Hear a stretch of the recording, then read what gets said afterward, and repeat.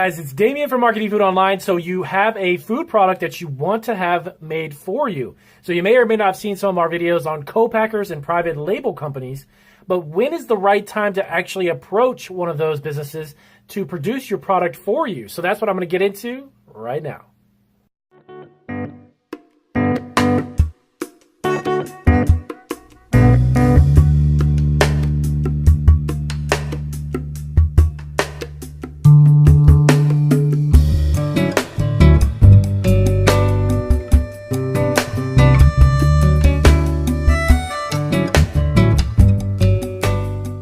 All right, it's Damien. As I mentioned in the introduction, I'm going to cover a few tips and tricks on when you should actually approach a co-packer or private label company to make your product for you. It is not always the best thing to do when you first start out, and I'm going to get into that in my video here. And before we do, if you are not subscribed, definitely hit that little red button down in the corner. Subscribe to my channel. I've got over 400 videos to show you how to bring your food product to retail stores or sell it online. I've been doing this now for a little over 11 years, and I've been in the food business for about 30 years.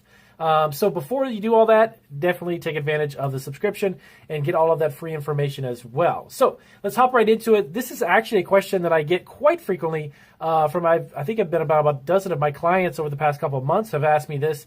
When I've done my phone consultations with them, they've asked, when is a good time to have a company manufacture our product for us?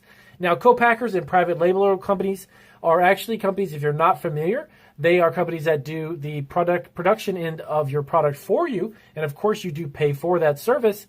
But when you want to scale your food business and you want to have thousands of your bags or thousands of cans or whatever it is that you're producing done over a certain period of time, they actually are the company to do it for you. Okay, so sorry about that. So as I mentioned, a couple of my clients had asked me that on the phone, and I thought it was a great question. So I wanted to do a video about it because there's kind of a small misunderstanding about like when is the time frame, when is the time right to approach one of those companies to do the stuff for you. So number one, you really need to have a product, and I know this may sound kind of trivial, may sound kind of silly to say, but a lot of times you have a recipe. And many of my clients that I've discussed the idea with are not just at that stage just yet of a product, actually a package, a labeled nutritional analysis. Have they even have sales? Are they in stores yet? All of these factors are things that really need to take place before you even step foot approaching the idea of having a co-packer or private label company do it for you. So the reason being is that if you've got a recipe but you haven't finalized your packaging, you can't have a co-packer package a recipe for you. You really need to approach them with everything completed and done and set, so they can basically bring together the ingredients, the bag or the container, whatever it may be packaged in, and then begin to produce it for you. Kind of a misconception, co-packers and private label companies are not in the business to help you finalize your product in a sense. They're really in the business to bring together everything in your final packaging. The other reason why you want to be either in stores or maybe be online or have at least, I personally would say 8 months to a year's worth of sales history before you approach them is because you yourself are taking a big financial investment by putting out the money up front to have it packaged and produced. And then if you don't have an outlet to sell it to, then what are you going to do with it? If you're online, and let's say you're selling products through eBay or your website, or you have a warehouse, or you have like a facility like ours, and you want to produce the product and then warehouse it and sell it, but you've already begun to sell it and you've got kind of about a 8 month to a year's worth of sales history, you know that buying 1,000 units or pre-purchasing 10,000 containers of your product are going to make sense for you, okay? Because you also need to judge based on that type of sales history, how much exactly do you need that producer to make for you? Now, if you're obviously nationwide, you're in, let's say, Kroger's or a grocery store from the east to the west coast, that's going to make sense for you to obviously buy a tremendous amount of product or maybe fill an order that somebody has placed with you, okay? It could be a food distributor. It could be directly to a grocery chain, or it could be even through Amazon FBA. Whatever outlet that it is, you want to make sure that you're already up and running and you've got the wheels moving in a sense, and then you can approach a co-packer. Kind of like the worst time to ever approach one would be obviously in the beginning stages, because many co-packers will ask you, hey, that sounds great. Send us a sample of your product. And then you answer it with, well, I've got a recipe, but I haven't really finalized my product yet. So they're going to say, well, you come back to us when you're all set and done, because we don't necessarily do that. Now, don't get me wrong. There are some co-packers and private label companies that can offer graphic design work. Maybe you need help with a logo, packaging, and product development itself. They do have, some of them have those services available. Of course, you got to pay for that.